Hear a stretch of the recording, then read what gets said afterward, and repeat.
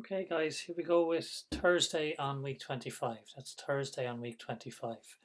So the first one is asking us what is the perimeter of a regular octagon with 70 millimeter sides. So an octagon has 8 sides. Whenever you hear octo like octopus, it tells us that it has 8 sides. And we know that each of those sides is 70 millimeters long. And the perimeter is, if you start at one corner and you walk all the way back to that corner, how far would you have walked? So we have a choice here. We can add 70 plus 70 plus 70, and we can do it 8 times, or the easier way to do it would be to take 70 millimeters and multiply it by 8. And that will tell us in millimeters what the perimeter of the shape is. And that's what they're looking for in the answer. They want it in millimeters. Number 2, a lorry left at 6 a.m. and arrived at its destination 6 hours later. It covered 600 kilometers. How fast was the lorry traveling? So it took 6 hours. It traveled 600 kilometers. Now, if we divide both sides by 6, on this side we'd get in 1 hour, and on this side we'd get 100 kilometers.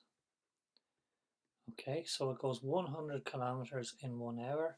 It must have been traveling at 100 kilometers per hour.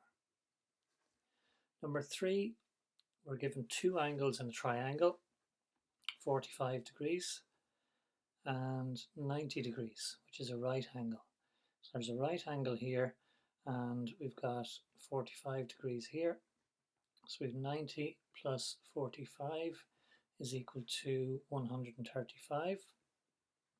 Now we know that the whole triangle together has 180 in it. So if we take 135 away from 180, that will tell us what this angle here is, the third angle that they're looking for. Number 4, the sum of.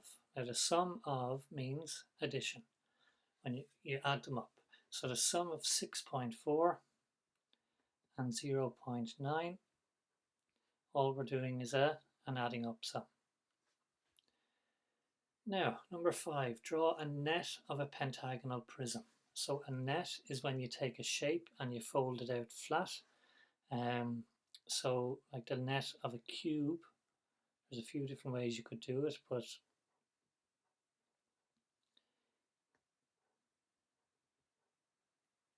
if you folded that up, it would make a cube.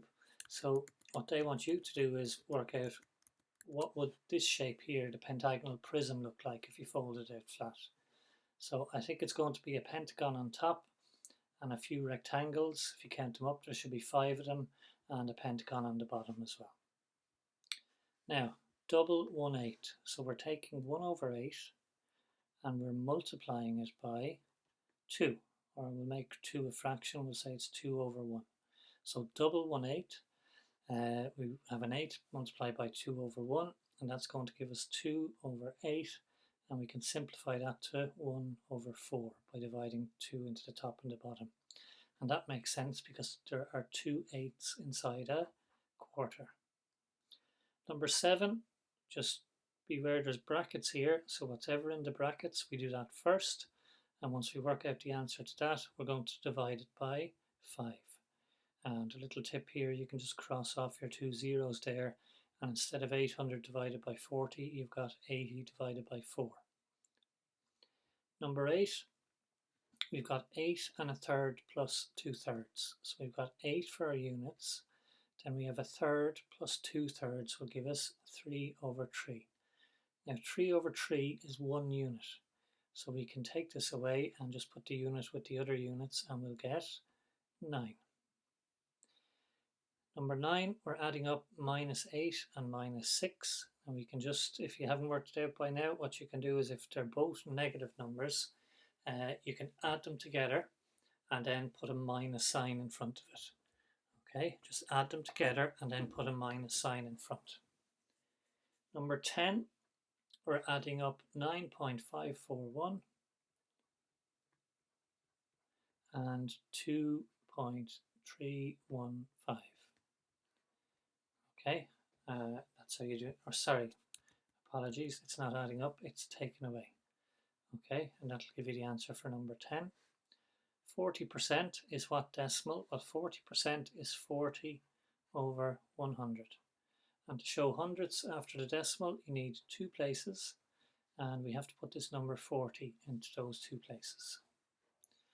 Now, we need to see what's happening between each of these numbers here. So this is dropping down, so it's going to be 10,000 down to 9,200. Well, that's taken away.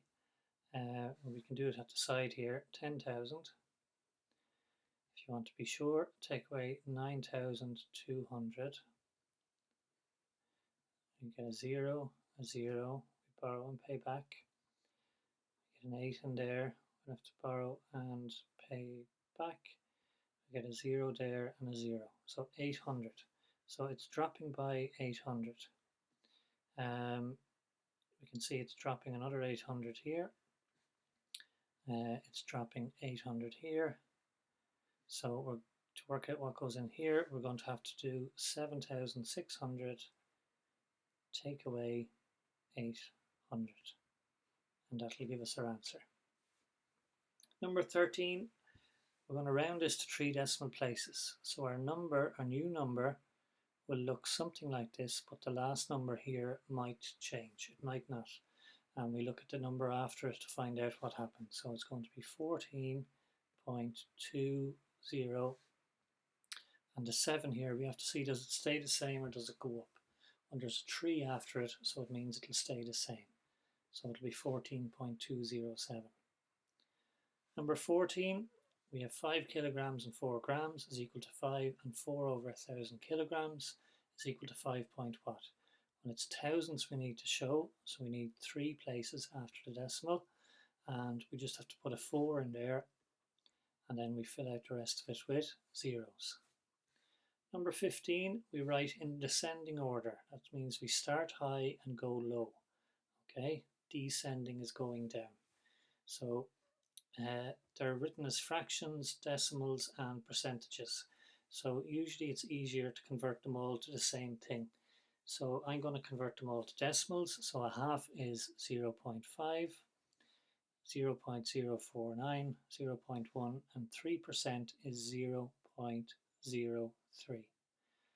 Now, this one has 3 numbers after the decimal, so I'm going to just put another 2 in here, and put another 1 in here, and I'm going to put another 2 in here, so that we can see them all with 3 numbers after the decimal, and then it should be pretty easy then to work out which is the biggest and work your way down from there.